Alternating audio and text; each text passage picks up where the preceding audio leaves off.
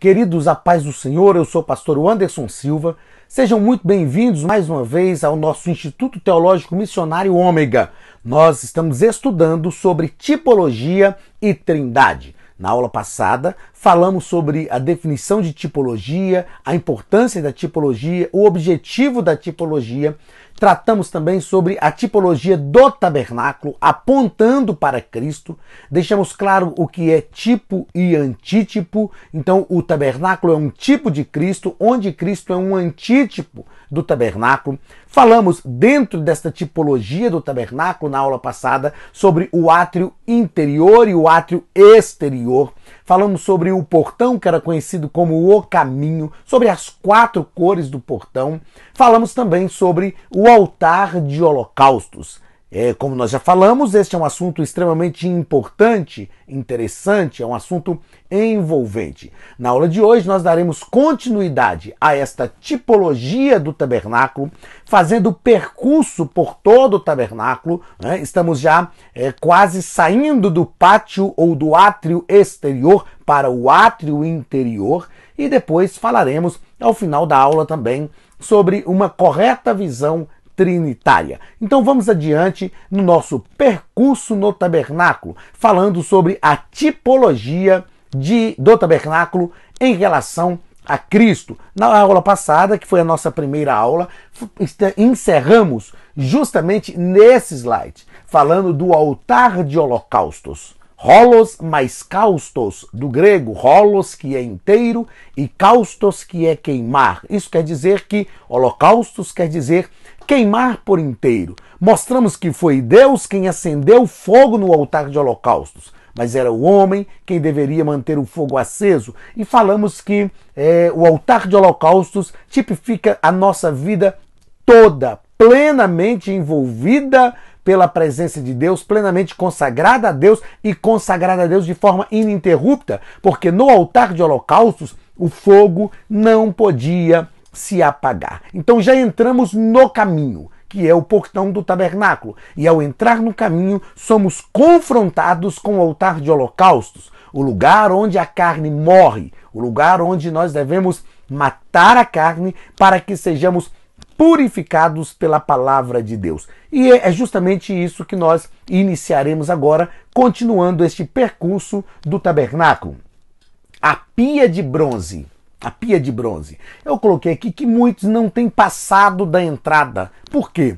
Porque a entrada nos leva ao altar de holocaustos. E o altar de holocaustos é o lugar onde a carne morre. Se não matar a carne, perceba bem, uma coisa que eu preciso que você compreenda é que esse percurso que nós estamos fazendo no tabernáculo é preciso ir eliminando ou passando cada uma dessas fases. Então, se a carne não morrer no altar de holocaustos, não há como ser purificado na pia de bronze. A pia de bronze, ou a fonte de bronze, é o símbolo da palavra do Deus vivo.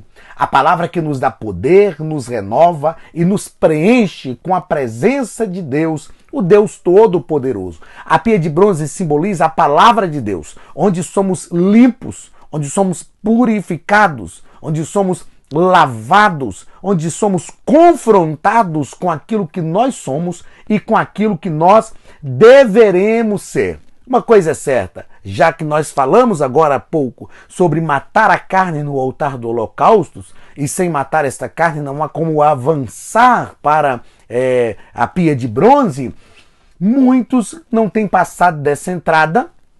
E sem crucificar a carne, não podemos conhecer o poder da palavra de Deus. Veja bem, por que existem pessoas que até vão à igreja, até se acham religiosas, mas nada acontece, nada muda na vida desta pessoa? Por quê? Porque a pessoa ainda está no altar de holocaustos, ela não matou a carne, ela até ouve a palavra, se comove diante da ação da palavra, mas ela não é transformada efetivamente. É porque a palavra de Deus, é porque o que ocorre na pia de bronze não tem efeito? Não, tem efeito efetivo. Só que na vida daquela pessoa não está tendo efeito porque a carne ainda está viva. Então, como o Senhor Jesus disse em João 13:3, aquele que está lavado não necessita lavar senão os pés, pois no mais está todo limpo, e vós estáis limpos, mas não todos. Então perceba que nem todos conseguem vencer esta fase. A pia de bronze, uma coisa que me chama a atenção, e a expressão do texto bíblico para mim é inequívoca e importantíssima, interessantíssima. Quando Deus mandou Moisés fazer a pia de bronze, o Senhor disse que ele deveria fazer do lado de fora da pia, com o espelho das mulheres. Eu acho interessante essa expressão porque espelho das mulheres. Por que não só espelho? Ou espelho dos homens, né? A gente sabe que nós que somos homens não paramos muito diante do espelho, mas a mulher não. Ela para diante do espelho, ela se arruma, ela retoca a maquiagem, faz a maquiagem, arruma o cabelo. O espelho é importantíssimo para a vida de uma mulher. Eu acho interessante que em alguns templos não existe espelho no banheiro dos homens. E eu falo, gente, a gente precisa de um espelho pelo menos pequeno para arrumar a gravata. Agora, no banheiro das mulheres, às vezes tem uma parede inteira de espelho. Por que esse espelho das mulheres? Isto fala de confrontação com a palavra de Deus. O espelho das mulheres, ou o espelho que reflete a nossa própria imagem, né, é como a palavra de Deus que nos confronta, que diz quem somos e quem devemos ser. Então perceba, entramos no portão que é chamado de o caminho. Passamos neste caminho onde a carne é morta no altar de holocaustos e somos purificados pelo poder da palavra de Deus na pia de bronze. Só assim podemos ter acesso, então, ao lugar santo. O lugar santo era conhecido como a verdade. E como falamos na primeira aula, o Santo dos Santos, conhecido como a vida, o lugar onde a vida de Deus estava. Então, quando Jesus disse, eu sou o caminho, a verdade e a vida, ele estava apontando para o tabernáculo. Não é? O caminho, o portão do tabernáculo, a entrada, onde a carne morre no altar de holocaustos e somos purificados pela palavra na pia de bronze. A verdade, o Santo dos Santos, aliás, o lugar santo.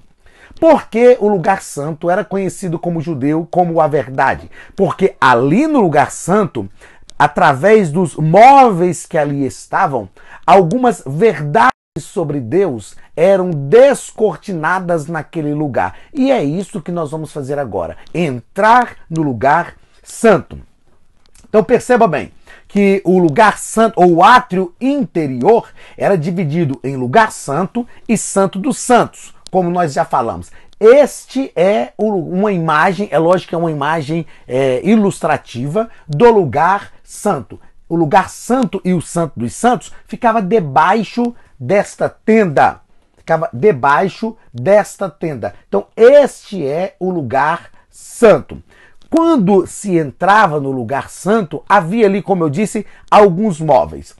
Uma coisa que é importante frisar, e eu vou passar muito rápido aqui, é que ao vermos a porta de entrada, perceba, esta porta de entrada aqui, ó, do lugar santo, ela tinha 5 estacas, ou 5 colunas. E esta porta era chamada também, o slide só está dizendo aquilo que eu acabei de falar agora há pouco, de a verdade. Os judeus conheciam como o lugar em que a verdade era revelada, o lugar que revelava a verdade. Então temos a entrada, que é o caminho, temos que é o caminho e a salvação, que nos traz o poder do sangue. Então esta entrada, esta é a conversão. Em soteriologia nós tratamos sobre isso. Experimentamos o poder do sangue no altar de holocausto, experimentamos a total purificação através da palavra na pia de bronze e a morte de si mesmo e da carne, que nos permite ir adiante e provar da fonte do poder da palavra do Deus vivo. Então veja só que nós estamos adentrando o lugar santo. Eu apontei para estas 5 colunas aqui, ó, que sustentavam a porta da entrada do lugar santo, e já já a gente fala dessas 5 colunas. Então, ao entrar no lugar santo, a primeira coisa, ou o primeiro móvel do lugar santo, com o qual o sacerdote se confrontava ou estava diante, não é? À esquerda do lugar santo era o candelabro de ouro. O candelabro fala de inspiração. Não é? O candelabro de ouro é um tipo também da igreja. Os 7 castiçais, que é dito em Apocalipse. E algumas coisas são importantes, mesmo de forma rápida, serem observadas no candelabro. Primeiro, o candelabro era de ouro maciço. Ele era totalmente de ouro maciço. Segundo, o candelabro tinha 7 hastes. 7 hastes. Terceiro, o candelabro estava ligado à haste central. As demais hastes, tanto da direita quanto da esquerda, estavam ligadas a esta haste central. Segundo, ou quarto, não é? Estas hastes aqui eram, na verdade, tubos. Era feito totalmente de ouro, mas eram tubos através dos quais corria o azeite. Todos os dias pela manhã, o sacerdote tinha que colocar azeite nesse candelabro para que a lâmpada ficasse acesa e essa lâmpada não podia se apagar. Então ele colocava o azeite nessa haste do meio e nós sabemos que através da força da gravidade o azeite ia descendo, enchia a parte de baixo e depois começava a encher as demais hastes. Então a gente sabe que esta primeira haste aqui, ó, essas duas primeiras hastes de cima ligadas à haste central, não se encheria se estas hastes não estivessem cheias. Então o azeite ia subindo e enchendo de forma igual, até encher todo o candelabro. Como eu disse, mesmo de forma rápida, eu acredito que nós teremos oportunidades de futuramente postar no nosso canal um estudo mais delongado sobre o tabernáculo. Mas uma coisa é importante dizer, essa haste do candelabro, ou seja, o candelabro é o lugar onde nós recebemos iluminação, recebemos revelação. Essa haste central do candelabro tipifica Cristo, que é o sustentador, o fundador, o sustentador e aquele que edifica a igreja. As demais hastes estão ligadas à haste central. Perceba que são 7 hastes, sendo uma central e as demais ligadas a esta haste central. São 6 hastes ligadas à haste central. O número 6, na numerologia bíblica, é o número do homem. Isso quer dizer que a igreja está alicerçada em Cristo, sustentada por Cristo na haste central, mas ela é feita de homens. Isso quer dizer também, ao encher o tabernáculo só através da haste central, isso quer dizer que o azeite ou a unção do Espírito Santo vem sobre a nossa vida porque estamos ligados em Cristo. Se não estivermos ligados em Cristo, isto quer dizer que não poderemos receber a unção do Espírito sobre a nossa vida. Então o candelabro é onde somos iluminados, onde recebemos revelação de Deus. À direita do lugar santo estava a mesa dos pães sem fermento, ou pães da proposição. Né? A mesa dos pães sem fermento fala de satisfação. Uma coisa interessante sobre esses pães. Eram 12 pães, tipificando as 12 tribos de Israel. E estes pães eram feitos de flor de farinha, eles eram assados, eles eram sem fermentos, eram de 2/10, a medida de 2/10, e eram borrifados com incenso puro. Então vamos lá, repito de forma rápida. Os pães de flor de farinha é aquilo que vem da terra. A flor de farinha é algo que tirava da terra, fala daquilo que é natural. Eram assados, fala de agonia e sofrimento. Eram sem fermento, fala de não artificialidade, nada artificial. Eles eram de 2/10, o número 10 é o número da responsabilidade. 2 porções de 10, dupla responsabilidade. Isso quer dizer que Cristo cumpriu as nossas responsabilidades na sua encarnação, no seu sofrimento e na sua morte. Mas nós, ao recebermos Cristo como Salvador, também temos responsabilidades a cumprir. Borrifados com puro incenso. O incenso é algo interessante, porque o incenso tinha um cheiro suave, mas um gosto amargo. Paulo diz que nós somos o bom cheiro de Cristo, mas sabemos que a vida cristã não é fácil. Ela tem um cheiro suave, porém um gosto amargo. Então a mesa dos pães sem fermentos fala de satisfação, onde somos satisfeitos, onde Cristo é o pão vivo que desceu do céu. Então a alma já está satisfeita, já não há mais sede do Senhor. Ele agora é o pão da vida. Deus ordenou a Moisés que o pão fosse coberto com aroma de incenso. O incenso tem um aroma muito doce, mas um gosto muito amargo. Cheiro suave, aroma suave, mas gosto amargo. Pedro declara na 1 de Pedro, capítulo 4, versículo 14: se sois vituperados pelo nome de Cristo, sois bem-aventurados, porque o glorioso Espírito de Deus repousa sobre vós. Então isto é vida cristã. Nós sabemos muito bem que a vida cristã é feita de um cheiro suave, mas um gosto amargo. Depois, no lugar santo, à frente, então à esquerda estava o candelabro, onde somos iluminados, à direita estava a mesa dos pães sem fermentos, onde somos satisfeitos, e à frente, já quase na entrada do lugar santo, estava o altar de incenso. O altar de incenso era também feito de ouro. Ele tinha também as 4 argolas, uma em cada ponta, né, com 2 varais de madeira para ser suspenso, para ser carregado. E o altar de incenso fala do lugar onde Deus é exaltado. Fala de oração, fala de intercessão. O altar de incenso fala da nossa adoração a Deus. O altar de incenso fala da nossa oração, da intercessão que nós fazemos a Deus. E o altar de incenso aponta também para Cristo como aquele que intercede por nós. No altar de incenso, o sacerdote tirava com o incensário na mão do incenso que estava sobre o altar. Lembrando que o incenso que era queimado no altar tinha que iniciar a sua queima com uma brasa. O incenso que era queimado no altar de incenso tinha que iniciar a sua queima com uma brasa que era tirada do altar de holocaustos. Então, lá no altar de holocaustos, como eu disse, alguns afirmam que o fogo do altar de holocaustos é o fogo da ira de Deus. Sim, é o fogo da ira de Deus sobre o pecado, mas o mesmo fogo da ira de Deus sobre o pecado é o fogo que purifica o pecador. Não é? Então fala sim de tratamento da ira de Deus, mas fala da purificação que ocorre lá no altar de holocaustos. Então aquela mesma brasa que era tirada lá do que estava queimando lá no altar de holocaustos, tinha que sair e acender o fogo no altar de incenso. Né? A Bíblia diz que 2 sacerdotes, Nadab e Abiú, né, ofereceram fogo estranho diante de Deus e Deus os matou.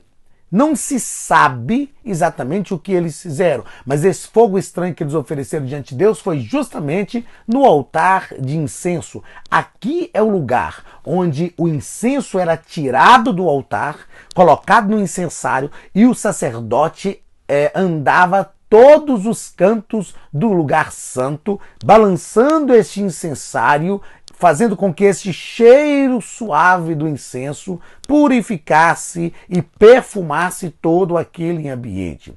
E isso quer dizer que, aliás, Apocalipse fala que as nossas orações, né? João viu taças cheias de incenso, que são as orações dos santos. Então as nossas orações sobem como um cheiro suave às narinas de Deus. E este cheiro suave da oração deve purificar toda a nossa vida. Então o altar de incenso fala de onde Deus é exaltado. Perceba que o altar de incenso é o último móvel para que o sumo sacerdote entrasse no Santo dos Santos. Ele não podia entrar no Santo dos Santos sem passar no altar de holocausto, sem que a carne fosse morta, sem passar na pia de bronze, sem que a palavra de Deus o purificasse, sem receber a revelação no candelabro de ouro, sem receber a satisfação na mesa dos pães sem fermento. E então ele precisava também orar.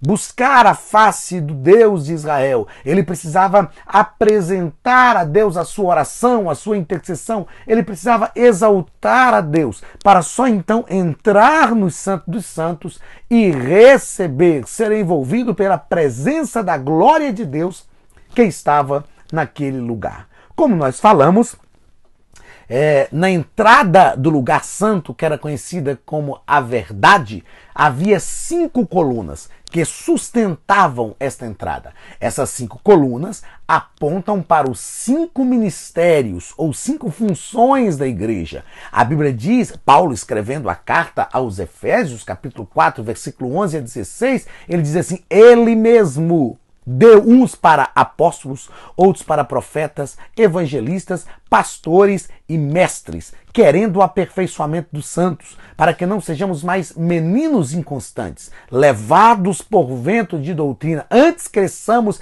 em conhecimento. Então, essas 5 colunas falam dos 5 ministérios. Essas 5 colunas sustentavam a entrada do Santo dos Santos, onde as verdades sobre Deus eram reveladas. O que isso quer dizer?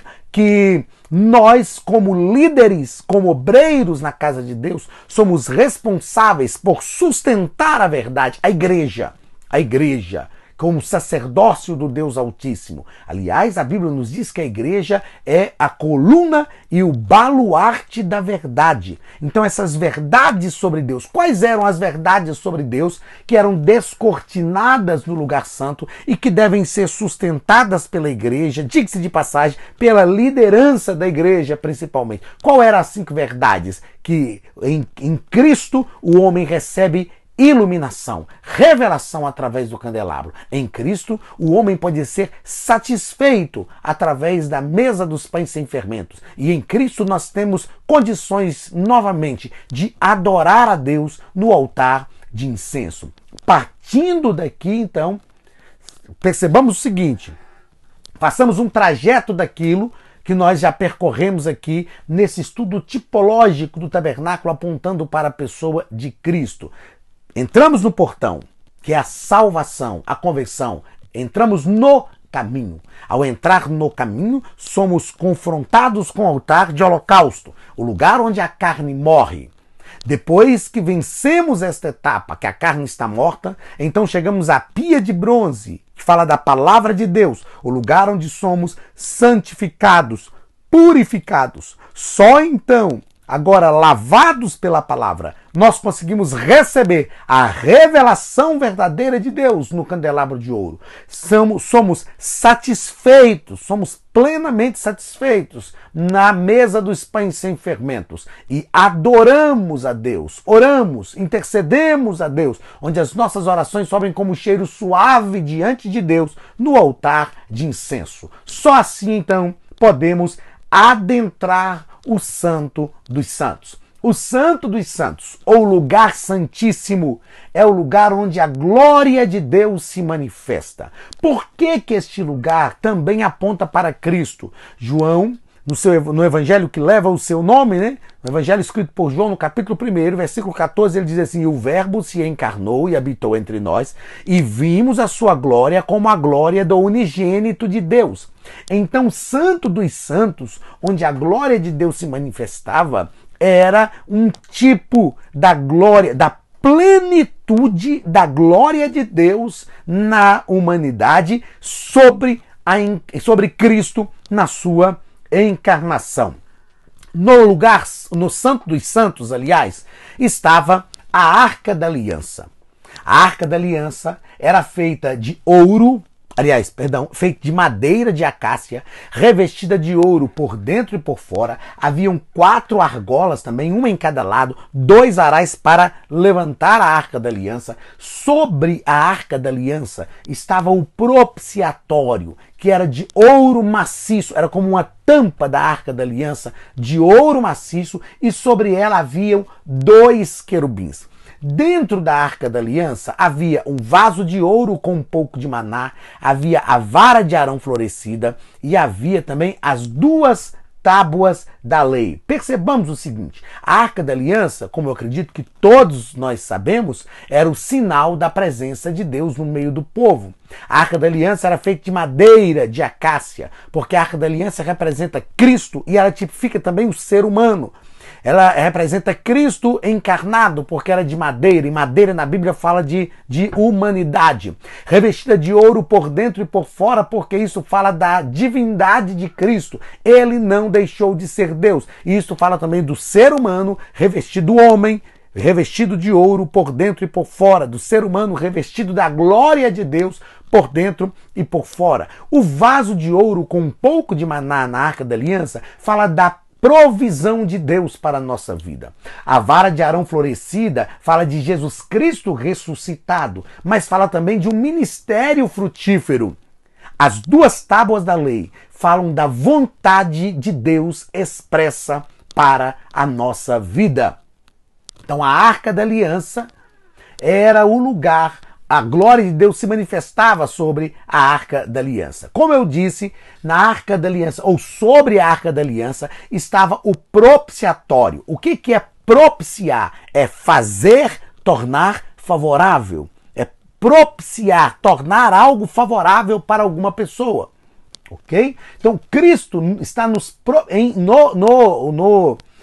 propiciatório. Cristo está propiciando acesso ao Pai. Como disse, fazer, tornar favorável. Como funcionava na prática a situação do propiciatório? Uma vez por ano, no grande dia anual da expiação, o sumo sacerdote oferecia sacrifício por ele, pela sua casa e depois pelo povo. Aí depois ele se purificava e ele entrava no tabernáculo e ia no Santo dos Santos. E lá no Santo dos Santos,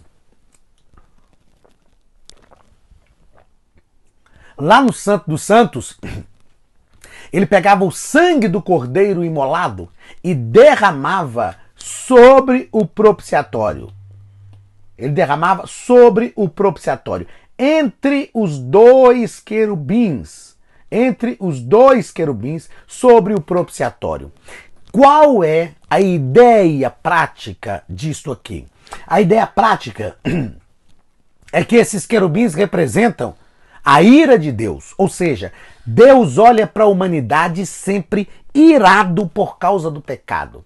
Mas quando o sangue do cordeiro era derramado sobre o propiciatório entre os dois querubins, era como se Deus visse o sangue do cordeiro derramado e a ira de Deus então era aplacada. Isto é a ideia de propiciar. Cristo é a nossa propiciação. Ou seja, Deus olha para nós como humanidade irado por causa do pecado. Mas quando ele vê o sangue de Cristo sobre a nossa vida, o sangue de Cristo aplaca a ira de Deus.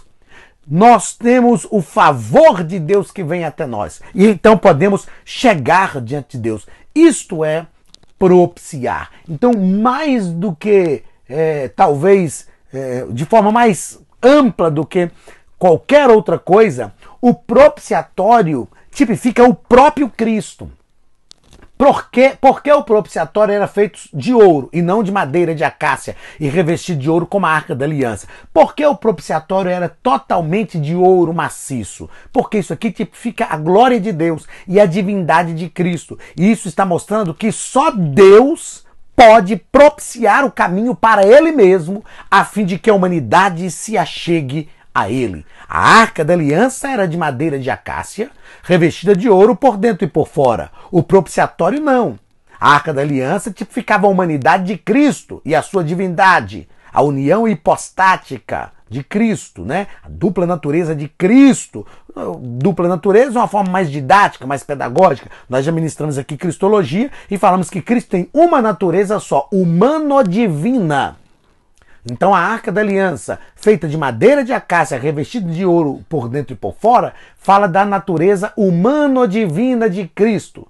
O propiciatório não. O propiciatório era totalmente de ouro maciço, porque tipifica a própria divindade, ou seja, é o próprio Deus que está propiciando-nos a abertura do caminho. É o véu do templo que se rasgou de alto a baixo. Então isso é propiciar.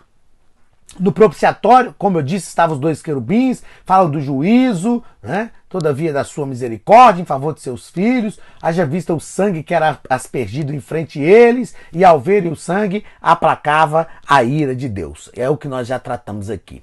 Vamos então, fechando aqui o nosso estudo de tipologia, dentro desta ideia da tipologia do tabernáculo, apontando para a vida de Cristo. Nós vamos fazer então aqui, de forma rápida, só para a gente não esquecer tudo aquilo que a gente passou, vamos fazer uma análise do tabernáculo, uma tipologia do tabernáculo, uma análise do tabernáculo. No portão, com as suas 4 cores, branco, azul, púrpura e carmesim, onde branco tipifica Cristo como homem perfeito, o Evangelho de Lucas, onde o azul tipifica Cristo como Deus, Evangelho escrito por João, onde púrpura tipifica Cristo como rei, evangelho escrito por Mateus, e o carmesim tipifica o sangue de Cristo derramado, evangelho escrito por Marcos, Cristo como servo. Mas no portão da entrada fomos reconciliados. Então perceba que aqui o tabernáculo está nos traçando um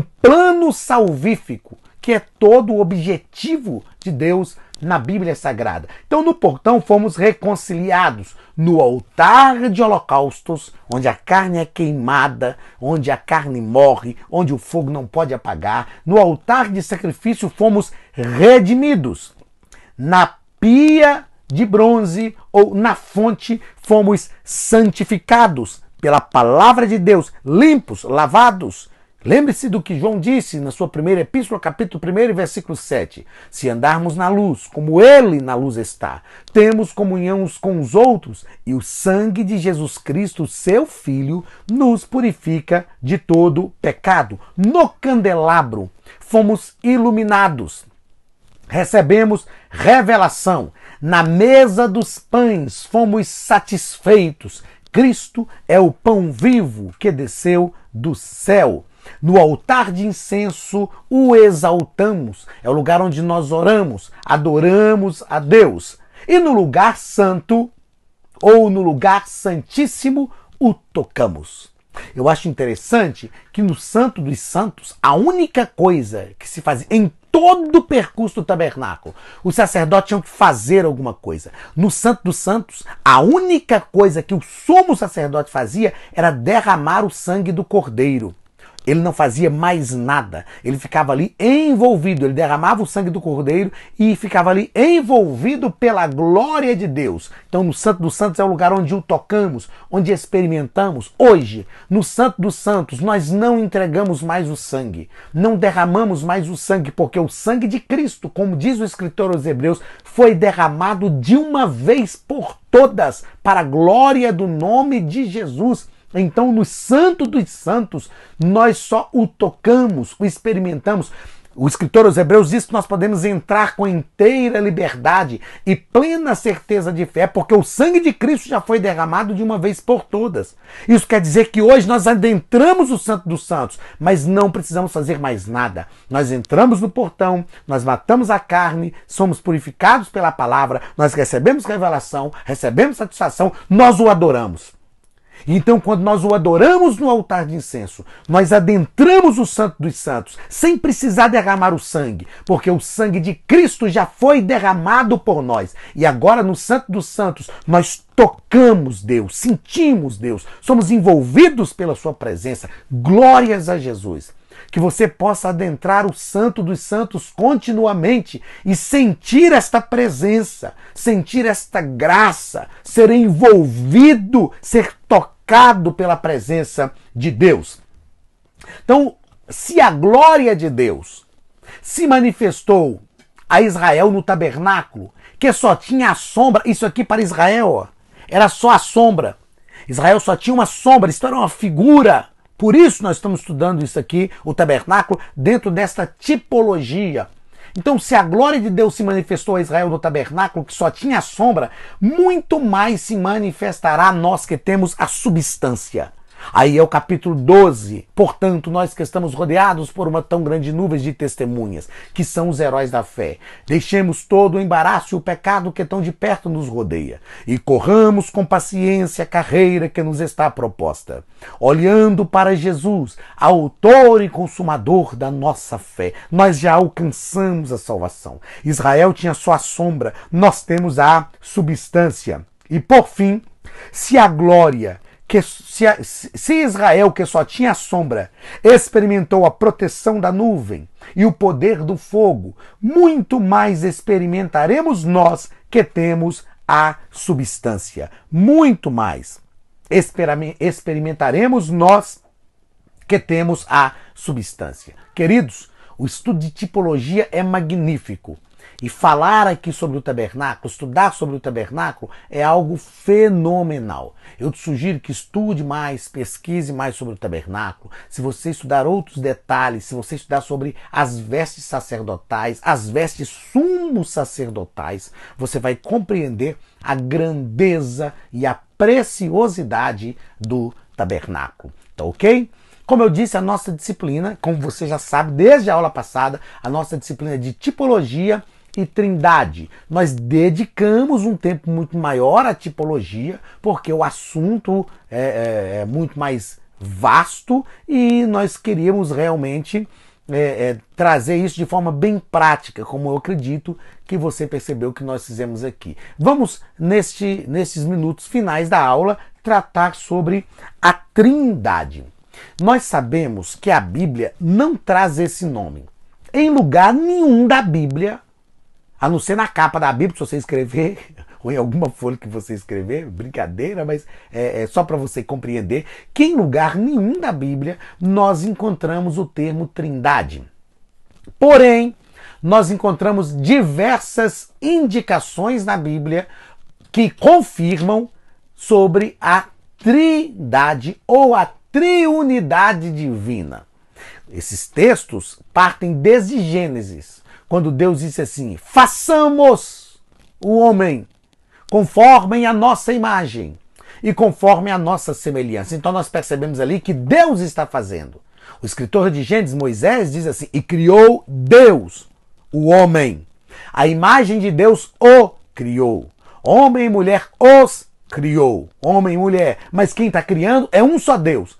Mas este Deus, ao falar da criação do homem, ele fala de forma plural. Façamos o homem conforme a nossa imagem e conforme a nossa semelhança. Essa pluralidade com que a Bíblia trata Deus em diversos textos, né? Deixa eu falar pelo menos um texto lá do Novo Testamento, quando Jesus estava sendo batizado por João. Logo ao sair do batismo, ali está Cristo encarnado. A Bíblia diz que veio sobre ele o Espírito Santo, sobre a imagem corpórea de uma pomba, e ouviu-se uma voz do céu que dizia: este é o meu filho amado, em quem me comprazo. Então ali nós temos a apresentação da Trindade de forma neotestamentária, nítida. Está ali Deus Pai, Deus Filho e Deus Espírito Santo. Agora, precisamos entender o que é esta Trindade. São três deuses? Não, são três pessoas em um só Deus. E é isso que nós vamos tratar, mesmo de forma rápida, mas é o que nós vamos tratar aqui. Então, o que é a Trindade? Por Trindade, não queremos dizer que acreditamos em três deuses, pois para nós há somente um Deus. A Bíblia diz que há um só Deus, um só Senhor, um só Espírito. Ao invés disso, queremos dizer que na divindade há três pessoas: Pai, Filho e Espírito Santo. Perceba bem, Trindade é um dogma, é aquilo que nós acreditamos por fé. Não há como eu te dar aqui, eu vou te explicar de forma bíblico-teológica, de forma criteriosa, de forma pedagógica, talvez de uma forma que você, não sem nenhuma pretensão, mas talvez de uma forma que você nunca tenha ouvido falar, ou que poucas vezes você ouviu falar. Digo isso não de forma pretensiosa, mas eu vou te explicar de forma bem didática e pedagógica sobre esta união trinitária. Mas nós precisamos entender que são três pessoas unidas em uma só pessoa, em um só Deus, perdão. Três pessoas unidas em um só Deus. uma coisa que nós precisamos deixar claro é que nós estamos falando aqui de uma união divina. Então estamos falando de uma perfeição. Porque quando pensamos na unidade ou na união humana, nós vamos entender que por mais unidos que nós sejamos, vai acontecer algum desacordo em algum momento. Na união trinitária, nós estamos tratando da união de Deus. Então estamos falando daquilo que é perfeito. É uma união trinitária, é uma perfeição divina, tá ok? Então que fique claro, um só Deus em três pessoas, que se manifesta em três pessoas. Pode parecer um paradoxo, mas Deus é três e um simultaneamente. Precisamos fazer distinção entre o termo pessoa e natureza. Eu achei isso aqui magnífico. Pessoa e natureza. As pessoas em Deus são três: Pai, Filho e Espírito. Porém, uma só natureza, que consiste na onipotência, onisciência e onipresença. Vamos entender o seguinte. O que é o termo pessoa? Vem do grego persona, que fala do indivíduo. Personalidade. Vem dessa mesma raiz grega. Agora, o que é natureza? Natureza é aquilo que representa o que algo realmente é. É a natureza das coisas. Então, a natureza de Deus é um só Deus, que é onipotente, onisciente, onipresente. Esta é a natureza de Deus, a unidade é a natureza de Deus. Porém, são três pessoas. O problema é que às vezes a gente confunde pessoas com natureza. Não são três naturezas, é uma natureza só. Mas são três pessoas. Isso quer dizer que o que nos caracteriza como pessoa? O que nos faz ter personalidade? Vontade, intelecto e emoção. Né? Vontade, eu quero. Intelecto, condição de pensar. Emoção, eu choro, eu rio, eu tenho sentimentos. Não é?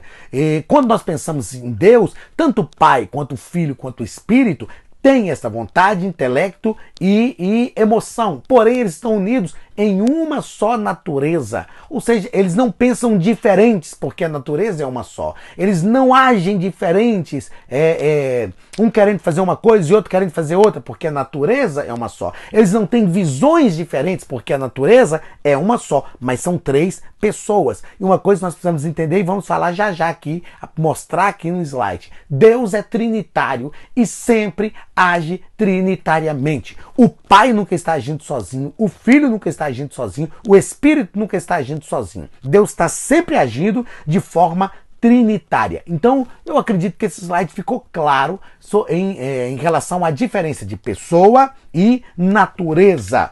Eu vou grifar isso aqui, aliás, ó. Pessoa e natureza. O que é pessoa? Personalidade, vontade, intelecto e emoção. O que é natureza? É aquilo que demonstra a essência do que, na verdade, todas as coisas realmente são. O triângulo é importante para representar esta divindade. Por quê? O triângulo é indivisível, assim como Deus. O triângulo tem três lados distintos, nós sabemos, três lados distintos. Se a gente tirar um desses lados do triângulo, ele deixa de ser triângulo, não é? Então ele tem três lados distintos, mas é um triângulo só. Nós não temos aqui três triângulos, temos três lados, mas um triângulo só. Então é como se nós tivéssemos aqui três pessoas, uma de cada lado, que formam uma unidade só. E pronto. Esta é a visão correta da Trindade. Nós precisamos entender que existem, eu sempre falo que existem duas visões de Trindade. Uma visão verticalizada e uma visão horizontalizada. Aqui já deu para você perceber, a mãozinha para baixo aqui, né? É a visão errada, e a mãozinha para cima é a visão certa. Quando nós olhamos a Trindade, e nós temos a ideia, ou temos a mania, vou dizer assim, de olhar a Trindade só nessa visão verticalizada. E na visão verticalizada nós falamos sobre Pai, Filho e Espírito. Perceba que é uma visão verticalizada. Nessa visão verticalizada eu já ouvi várias vezes a seguinte frase: o Pai manda, o Filho obedece e o Espírito executa. E aí fica como se tivesse uma subordinação hierárquica. E não existe essa subordinação hierárquica na Trindade. O Pai é Deus tanto quanto o Filho, tanto quanto o Espírito. O Espírito é Deus tanto quanto o Pai, tanto quanto o Filho. O Filho é Deus tanto quanto o Pai, tanto quanto o Espírito. Eu posso orar ao Espírito Santo? Posso, porque ele é Deus. Ele é Deus. Eu posso orar ao Filho? Posso, porque ele é Deus. Eu posso orar ao Pai? Claro, porque ele é Deus. Então essa visão verticalizada da Trindade é uma visão equivocada. Qual que é a visão correta da Trindade? A visão horizontalizada. Deus Pai, Deus Filho e Deus Espírito Santo. É como nós colocamos aqui. Visão horizontalizada.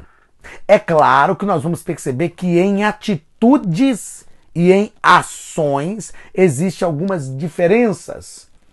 Mas não quer dizer que o Pai só faz isso, o Filho só faz aquilo, o Espírito só faz aquilo. Não. Então é a visão verticalizada. Uma coisa interessante de nós percebermos é o que eu chamo de, tem um teólogo chamado Jürgen Moltmann, que é muito criticado em algumas questões, mas nessa questão da Trindade, da visão trinitária, ele é espetacular. O Moltmann fala o seguinte: Deus é trinitário, eu usei essa frase agora há pouco aqui, e sempre age trinitariamente. O Pai nunca está agindo sozinho, o Filho nunca está agindo sozinho, o Espírito nunca está agindo só. Isto é uma perfeição trinitária. Na verdade, a união trinitária é um reflexo daquilo que deve ser a união da igreja. Ou seja, pessoas diferentes pensando todos a mesma coisa. Pessoas diferentes agindo todos dentro do mesmo propósito. Pessoas diferentes sempre unidos pela divindade. Isto é a visão trinitária. São pessoas diferentes unidas na mesma divindade, sempre agindo juntas, sempre no mesmo propósito, sempre na mesma visão. É lógico, repito, estamos falando de Deus. E ao falar de Deus, nós estamos falando de algo que é perfeito. Então, esta é a ênfase histórica na Trindade, vai nos mostrar que Deus Pai, Deus Filho e Deus Espírito Santo sempre estão agindo juntos no mesmo propósito. Então, vamos entender isto nesse slide aqui. Olha. Nós vamos tratar aqui sobre as ações de Deus. Em toda a história, as ações de Deus estão aqui. Deixa eu apontar com a caneta. As ações de Deus que estão aqui.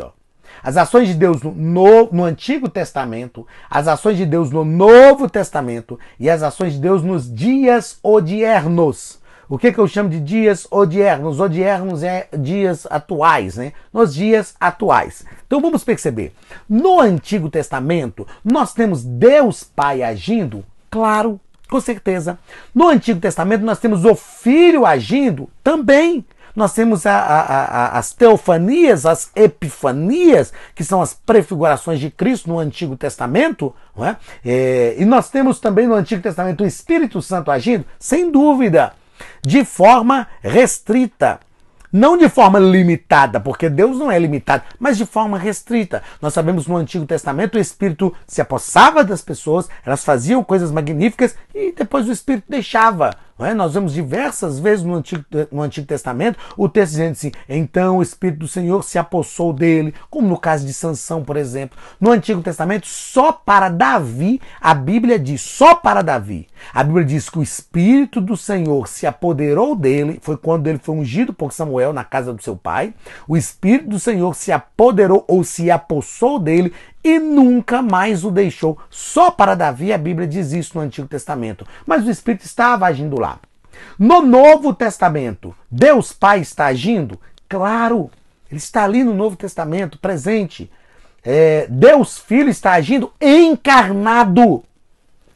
Deus Espírito Santo está agindo? Sem dúvida. Através da vida de Cristo, o Espírito gerou Jesus no ventre de Maria. Nós falamos isso aqui em Cristologia. O Espírito capacitou Jesus para o ministério, gerou em Jesus o fruto do bom caráter. O Espírito estava ali com os discípulos. Jesus falou com ele: eu enviarei sobre vós o Espírito, vós o conhecereis, porque ele habita convosco.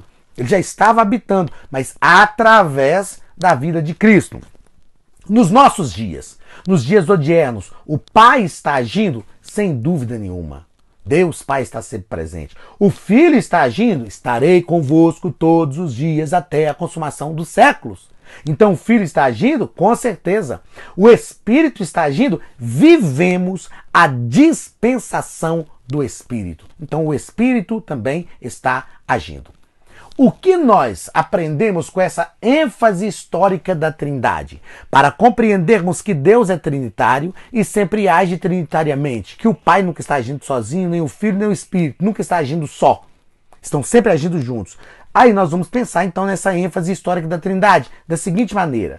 No Antigo Testamento, Deus Pai, Deus Filho e Deus Espírito Santo está agindo, como falamos, sem dúvida. Mas a ênfase histórica do Antigo Testamento é para quem? Ou seja, quem mais aparece no Antigo Testamento das pessoas da triunidade divina? É o Pai. Então, no Antigo Testamento, a ênfase histórica é para o Pai. Mas a Trindade está agindo unida ali. Deus nunca age sozinho. Deus é sempre trinitário. Deus é trinitário, aliás, e sempre age trinitariamente.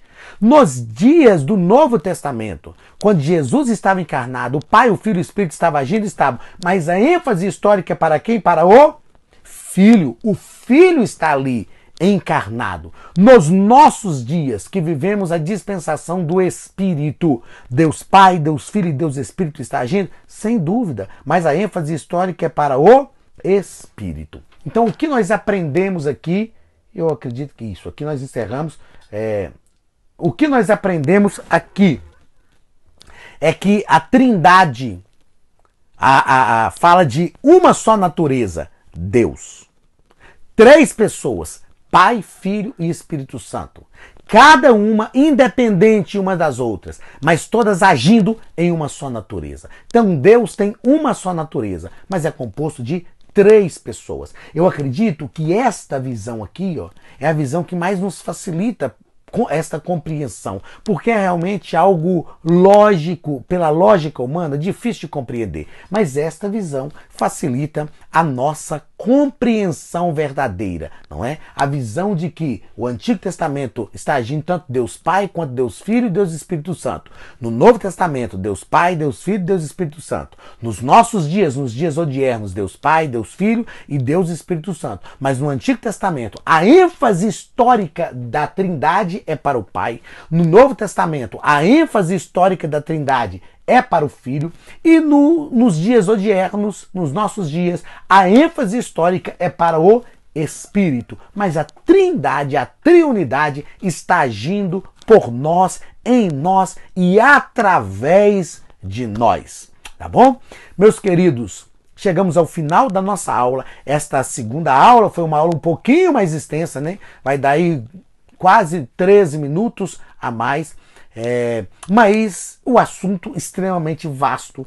Eu acredito que dentro da visão da tipologia você compreendeu perfeitamente a nossa proposta, não é? E é lindo, magnífico. Mais uma vez eu sugiro, estude o tabernáculo, estude as vestes sacerdotais, sumos sacerdotais, enfim, e estude também um pouco mais da Trindade, porque é algo magnífico para a nossa vida. Fica aqui o grande abraço do pastor Anderson Silva, do Instituto Teológico Missionário Ômega, e que Deus te abençoe, que a bênção de Deus esteja sobre a tua vida e sobre a tua casa, em nome de Jesus. Muito obrigado mais uma vez por estar conosco e até a nossa próxima aula, em nome de Jesus.